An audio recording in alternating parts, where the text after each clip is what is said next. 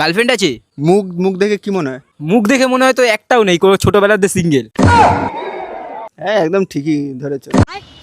ছোটবেলাতে সিঙ্গেল? না, একটা গার্লফ্রেন্ড ছিল কয়েকদিন আগে, তো ছেড়ে চলে গেছে। रुको जरा सबर करो। হ্যাঁ, ছেড়ে কেন গেছে? ও আমাকে বলেছিল সিগারেট খেতে, বাট আমি খেতাম বিড়ি।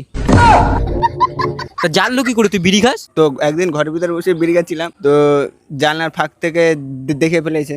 ও এই ব্যাপার। হ্যাঁ, আচ্ছা, তুই কি তোর গার্লফ্রেন্ডকে ফিরিয়ে আনতে চাস? ফিরিয়ে তো আনতে যায়, বাট আমার তো বিড়ি খাওয়া তো পছন্দ করে না।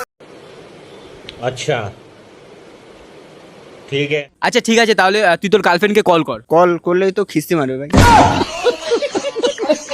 আরে করে দেখ না, সেই কিস্তিগুলো আমি আমার বুকে নিয়ে নেবো, নে কল কর। ঠিক আছে। হ্যালো, হ্যাঁ কে?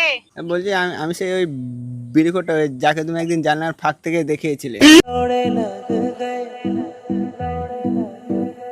হ্যাঁ, তোর আওয়াজ শুনে আমি বুঝতে পারছি তোর ফোনের স্পিকার থেকে না বিড়ির গন্ধ বেরোচ্ছে।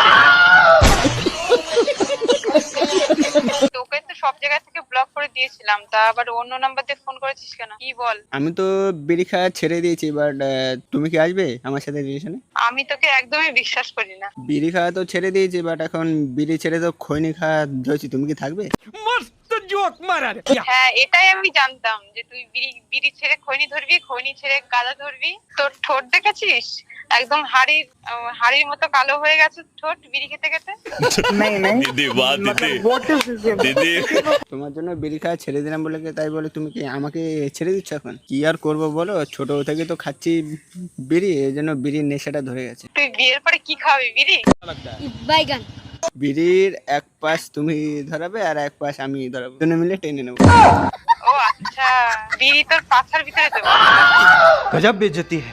আচ্ছা তুই ফোন ডাক, বিড়ি খাওয়া ছেড়ে এখন খৈনি ধরেছিস, ফোন ডাক তুই। তোর সঙ্গে কোনো কথা নেই। এতদিন পর ফোন করলাম এরকম অপমান শোনার জন্য নাকি? আমি কি বলেছি ফোন করতে? নিজের মুখটা দেখেছিস? বিড়ি খেতে খেতে সুজের মতো ভাই তোর গার্লফ্রেন্ড তো রাজি হলো না। ছোটবেলার থেকে তো এত অপমান তো কেউ করেনি। তোরা ভিডিও করছিস, সবাই দেখবে, তো এর থেকে ভালো আমি ছাদ থেকে লাফ দিয়ে মরে যাই।